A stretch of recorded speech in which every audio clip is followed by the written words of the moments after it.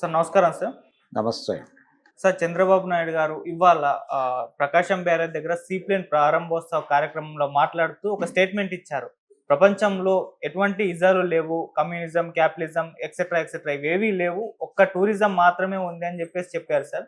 మరి ఆయన ఇచ్చిన ఈ స్టేట్మెంట్ ని ఏ విధంగా చూడొచ్చు, అంటే మెయిన్ కాంటెక్స్ట్ ఏంటి, మీరేం చెప్తారు సార్ ఆయన స్టేట్మెంట్ పైన? చంద్రబాబు నాయుడు గారు చాలా స్పష్టంగా మార్కెట్ ఎకానమీకి పుట్టిన ముఖ్యమంత్రి. మార్కెట్ ఎకానమీకి పుట్టిన ముఖ్యమంత్రులు ఏం మాట్లాడాలో అదే మాట్లాడాడు ఆయన. ఆయన క్యాపిటలిజం గురించో లేకపోతే మరొక ఇజం గురించో మాట్లాడటం అనేది ఆశ్చర్యం కలిగించే విషయం తప్ప, ఆయన ఏ ఇజము లేదు అనటం, క్యాపిటలిజం అనేది కూడా దాటిపోయిన పరిస్థితిలో ఉన్నాం మనం. క్యాపిటలిజం అంటే కొడాలి నాని గారి భాషలో మాట్లాడాలంటే క్యాపిటలిజం అమ్మ మొగుడు సామ్రాజ్యవాదం, ఇంపీరియలిజం స్థాయి కూడా దాటి గ్లోబలైజేషన్ ఎరాలో ఉన్నాం మనం. గ్లోబలైజేషన్ అనేది పెట్టుబడుల ఎగుమతులకి అడ్వాన్స్ స్టేజ్ అది. సో ఆ కండిషన్లో ప్రపంచం ఉంది ఇప్పుడు. కాబట్టి ఆయన చెప్పింది కరెక్టే, క్యాపిటలిజం లేదు, అలాగే కమ్యూనిజము లేదు. అంటే క్యాపిటలిజం కమ్యూనిజం ఆ రెండింటినీ వ్యతిరేక పదాల సెన్స్లో వాడాడు ఆయన. క్యాపిటలిస్టులకు వ్యతిరేకంగా కమ్యూనిస్టులు పోరాటం చేస్తారు కాబట్టి ఈ రెండూ లేవు అని చెప్పాడు ఆయన.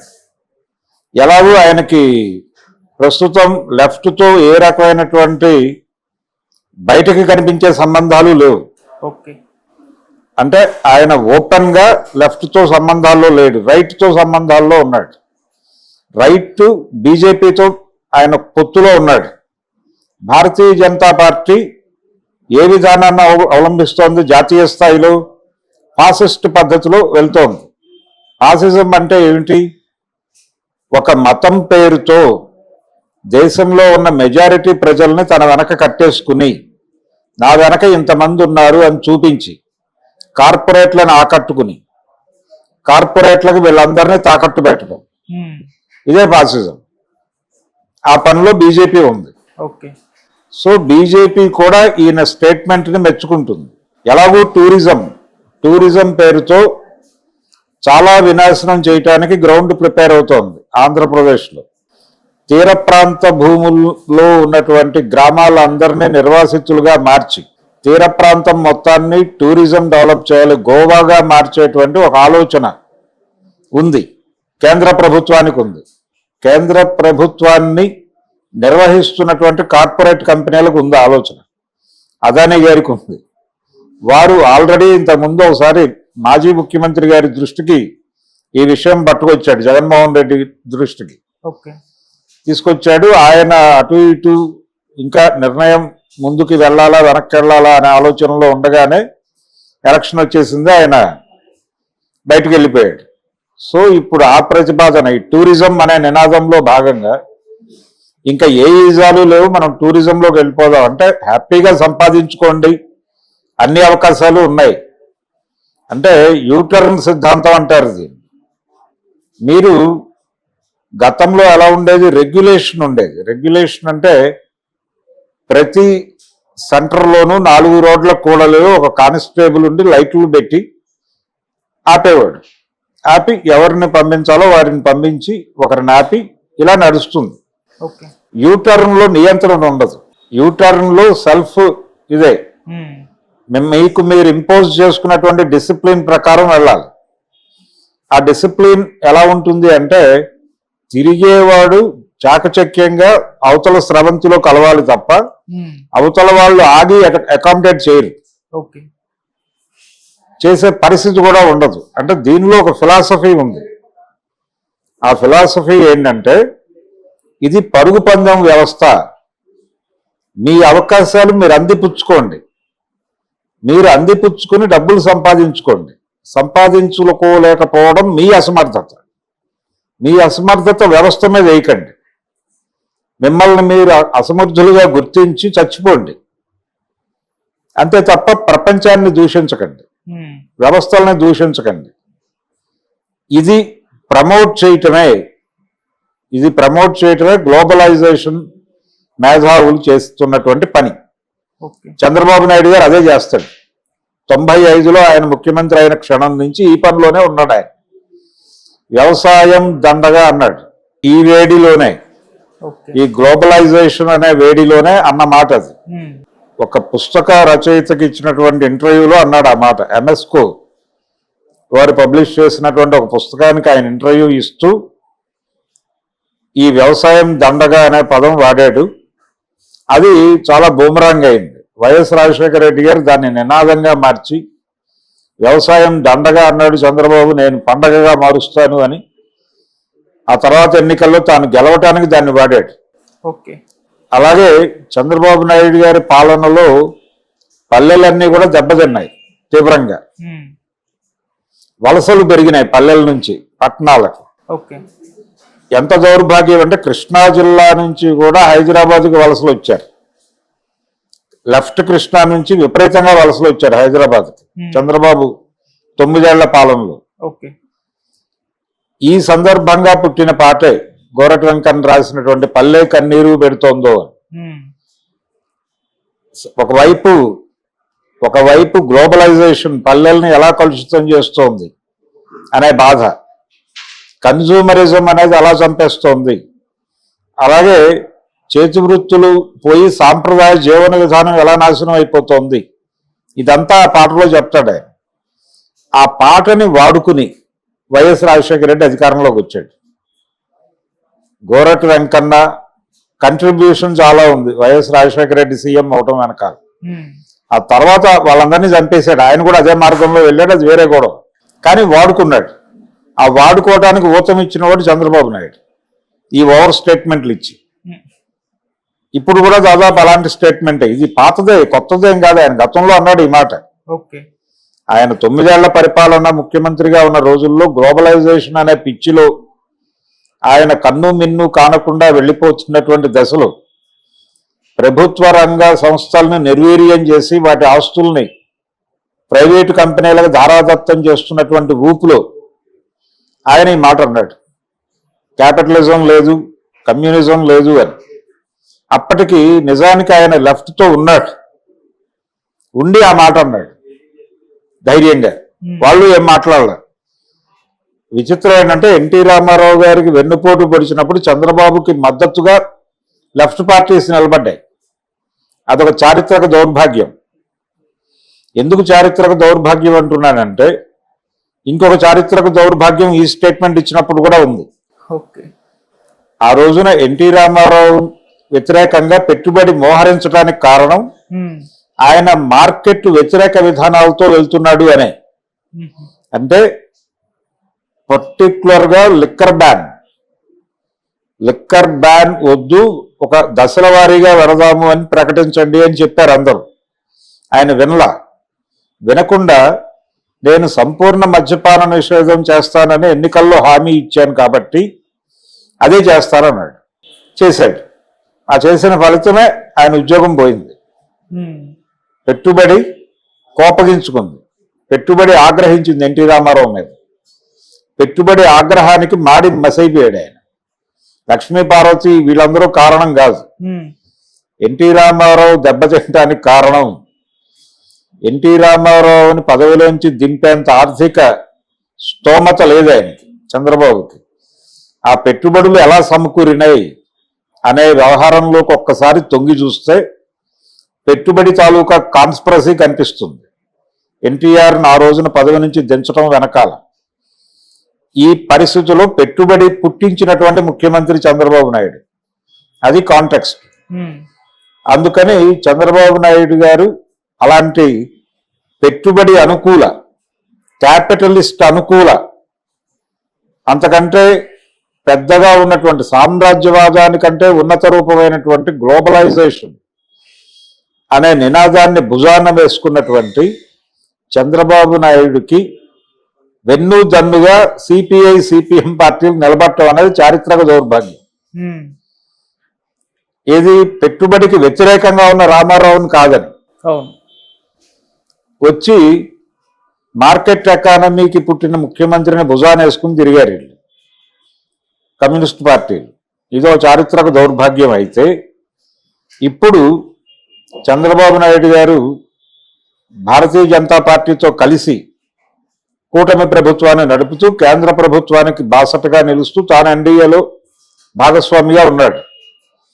ఉన్నప్పుడు సిపిఎం పార్టీ ఒక 3-4 రోజుల క్రితం ఒక మాట ఉంది. అంటే కొంచెం మనం మతం విషయంలో లౌక్యంగా వ్యవహరించాలి అని. లౌక్యంగా వ్యవహరించాలి అనటం వెనకాల వాళ్ళ ఉద్దేశం ఏంటంటే కొంచెం హిందుత్వ అనుకూల విధానాలతో వెళ్ళటం మంచిది, ఆర్ఎస్ఎస్తో పూర్తి వ్యతిరేకత వద్దు, కొంచెం సబ్జెక్టివ్గా సపోర్ట్గా వెళ్దాం అన్న ధోరణిలో, అంటే ప్రొడక్టివ్ అపోజిషన్గా వ్యవహరిద్దాం అన్న ధోరణిలో ఒక ప్రకటన వచ్చింది సిపిఎం పార్టీ నుంచి. అది చూసి చాలా మంది కంగు తిన్నారు.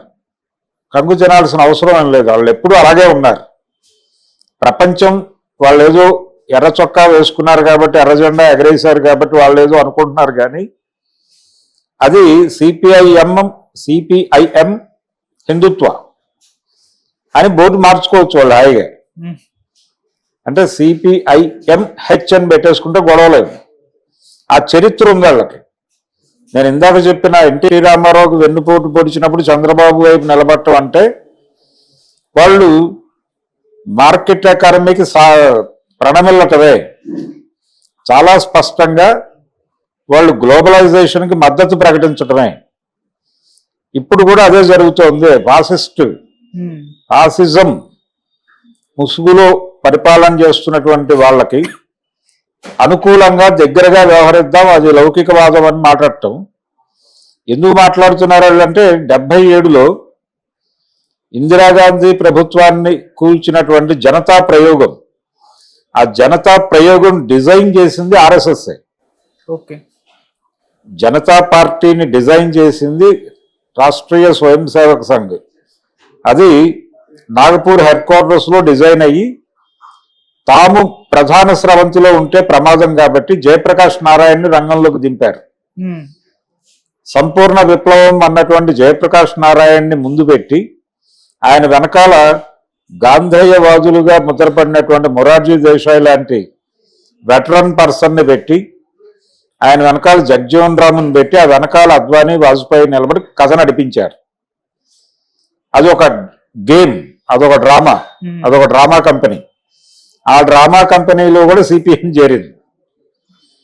వీళ్ళు జయప్రకాష్ నారాయణకి మద్దతు ప్రకటిస్తున్నామని చెప్పారు, కానీ నిజానికి అది డిజైన్ చేసింది ఆర్ఎస్ఎస్. అది తెలియక అమాయకంగా చేరారని నేను అనుకోను. వ్యూహాత్మకంగానే వెళ్ళి దానిలో దిగారండి. అంచేది ఇది కొత్త జబ్బు కాదు, పాత జబ్బే. కాబట్టి కమ్యూనిజం చచ్చిపోయిందని చంద్రబాబు గారు అథెంటిక్గా చెప్పడం, ఈ కాంటెక్స్ట్లో నేనే కదా కొనేసింది వాళ్ళని అన్న టోన్లో చెప్పాడు ఆయన. అంటే యమగోళ సినిమాలో ఒక సీన్ ఉంటుంది, యముడికి నరుడిగా ఉన్నటువంటి ఎన్టీ రామారావుకి మధ్య కాన్ఫ్లిక్ట్. యముడు చాలా గౌరవంగా ఏయ్ అంటాడు ఎన్టీఆర్ యముడిని ఏమాత్రమూ పట్టించుకోకుండా రేయ్ అంటాడు. అంటే అక్కడ యముడిని చూడలేదు రామారావు గారు, మన సత్యనారాయణ కదా అనుకున్నాడు అంతే. మన సత్యనారాయణ కదా అని రేయ్ అనేసాడు. ఆయన రామారావుని దృష్టిలో పెట్టుకుని ఏయ్ అన్నాడు గౌరవప్రదంగా. ఇది కూడా అలాంటిదే. ఈయన చాలా లౌక్యంగా కమ్యూనిజం లేదంటే వీళ్ళందరూ హ్యాపీనే. సిపిఐ సిపిఎంలు కమ్యూనిస్ట్ పార్టీలు అనుకోవడం ఒక భ్రమ. వాళ్ళు కాషాయీకరణ చెందారు ఆల్రెడీ. కాషాయీకరణ చెందినటువంటి సిపిఎం పార్టీ ఎర్ర జెండా తీసి కాషాయం జెండా పెట్టుకోవచ్చు హ్యాపీగా, వాళ్ళు ఏం ప్రమాదం ఏం లేదు. సిపిఐ ఇంకా అటు ఇటు నడుస్తోంది. ఆ మధ్య నారాయణ గారు కూడా దాదాపు ఇదే మాట అన్నాడు. మనం కొంచెం అంటే తిరుపతి వెళ్ళాడు ఆయన. తిరుపతిలో ఆయన దర్శనం చేసుకుని వస్తూ ఉండగా కెమెరాలకు దొరికాడు. దొరికితే అది తన కుటుంబం దైవ పూజకు వెళుతుంది, తను రమ్మంటే ఏదో బాగుండదని వెళ్ళినట్టుగా ఏదో చెప్పాడు ఆయన. చెప్పి అలా తప్పించుకున్నాడు చాడా వెంకటరెడ్డి గారు. ఆయన చాలా ఓపెన్ గా ఒక వ్రతం వాళ్ళ ఇంట్లో జరిగింది. దానికి ఆయన సందర్భంగా ఏదో వాళ్ళ ఊళ్ళో ఫంక్షన్ ఏదో అది హిందూ పండగే. ఆ సెలబ్రేషన్ లో పాల్గొంటూ ఇలాంటి వాటిని మనం కాదని అనకూడదు, ఈ పండగల్ని మనం సెలబ్రేట్ చేసుకోవాల్సి ఉంటుంది అని చెప్పాడు ఆయన. చెప్పి దేవుడు మతం గురించి కార్ల్ మార్క్స్ దేవుడిని వ్యతిరేకించమని చెప్పలేదు అని ఒక సిద్ధాంతం కూడా చెప్పాడు ఆయన. అంటే మతం అనేది ఒక సందర్భంలో మత్తుమందుగా ఉపయోగపడుతుంది అని రాశాడు ఆయన, ప్రజల్ని నిద్రపుచ్చడానికి. ఇంతకంటే స్పష్టంగా మావో నేతృత్వంలో వచ్చినటువంటి చైనా సాహిత్యంలో లూసన్ లాంటి వాడు ఇంకొక అద్భుతమైన మాట చెప్పాడు, జ్ఞానమే శక్తి, అజ్ఞానమే దేవుడు అని. అది చెప్పరు వీళ్ళు. అది చెప్పకుండా మార్క్స్ ఏదో అది మత్తుమందు లాంటిది అన్నాడు. మతం మీద ఆయన క్రిటిసిజం, ఆయన చాలా స్పష్టంగా ఒక పుస్తకమే రాశాడు మతం గురించి. అది చెప్పరు, దానిలోకి వెళ్ళరు. వీళ్ళకి ఏది అనుకూలం ఉంటే అది మాట్లాడేస్తారు. కాబట్టి కమ్యూనిస్టు పార్టీలు ఏనాడు మృతప్రాయంగా మారి అవి కాషాయ అనుకూల ధోరణితో బతుకుతున్నాయి. వెస్ట్ బెంగాల్లో సిపిఎం పార్టీ తన ఓటు బ్యాంక్ని కాషాయం పార్టీకి ట్రాన్స్ఫర్ చేసిన మాట వాస్తవం. అందుకనే సిపిఎంకి ఒక్క ఎంపీ సీట్ రాకుండా బీజేపీకి అన్ని ఎంపీ స్థానాలు రావడానికి కారణం అది. నువ్వు 25 ఏళ్లు పరిపాలించిన చోట నీకు ఒక్క సీట్ రాకపోవడం ఏమిటి? ఆశ్చర్యం కాకపోతే నువ్వు అమ్ముడు పోయి ఉన్నావు కాబట్టి నీకు రాలేదు. ఈ విమర్శకు వాళ్ళు సమాధానం ఏం చెప్తారు? అందులో భాగంగానే ఆర్ఎస్ఎస్ని భుజాన వేసుకున్నారు. ఆర్ఎస్ఎస్ని భుజాన వేసుకోవటం అంటే కేంద్ర ప్రభుత్వాన్ని భుజాన వేసుకోవటమే. అందుకని ఇప్పుడు చంద్రబాబు గారు చెప్పినటువంటి టూరిజం ప్రోగ్రాంలో భాగంగా రేపు తీర ప్రాంతం గ్రామాలన్నింటినీ నిర్వాసితంగా మార్చేసి వీళ్ళు కాన్షియస్గా అక్కడ గోవీకరణ గనక చేస్తాయి, దానికి వ్యతిరేక పోరాటాల్లో వీళ్ళెవరు కనబడరు. అది ఆ కాంటెక్స్ట్ లో, ఆ బ్రాడర్ కాంటెక్స్ట్ లో చంద్రబాబు నాయుడు గారు క్యాపిటలిజం లేదు, కమ్యూనిజం లేదు, ఓన్లీ టూరిజం అనే మాట వాడేశాడని మాత్రమే అనుకోవాలి. అంటే ముందు చాలా ప్రమాదకరమైనటువంటి సందర్భాలు రాబోతున్నాయి ఆంధ్రప్రదేశ్ ప్రజలకి అనేది ప్రమాద గంటిక మోగించాడు ఆయన ఈరోజు చంద్రబాబు గారు. కమ్యూనిస్టులు కూడా కంట్రోల్డ్ బై, మేము కంట్రోల్ చేస్తున్నాం. మొన్న ఎన్నికల్లో ఆయన కాంగ్రెస్ కమ్యూనిస్ట్ పార్టీలను కూడా అజ్ఞాతంగా తనతో కట్టేసుకున్నాడు. ఇప్పటికీ కాంగ్రెస్ ఆయనే సలహాదారు ఏపీలో, చంద్రబాబు. ఇది కండిషన్. సో చంద్రబాబు నాయుడిని పరమ గురువుగా భావిస్తున్నారు ఇప్పుడు కమ్యూనిస్ట్ పార్టీలు రెండూ కూడా. అందుకని ఆ కాంటెక్స్ట్ లో ఆ భరోసాతో అన్నాడు ఆయన మాట. ఆ భరోసాతో నో కమ్యూనిజం అని బలంగా అనగలిగాడు ఆయన. అందుకని ఆయనకి రుచి చూపించాల్సిన అవసరం ఉంది ఇప్పుడు. రుచి చూపిస్తే మళ్ళీ కంట్రోల్ అవుతాడు. ఆయన ఆల్రెడీ ఒక ఎక్స్ట్రీమ్ లెఫ్ట్ దెబ్బ తిని ఉన్నాడు.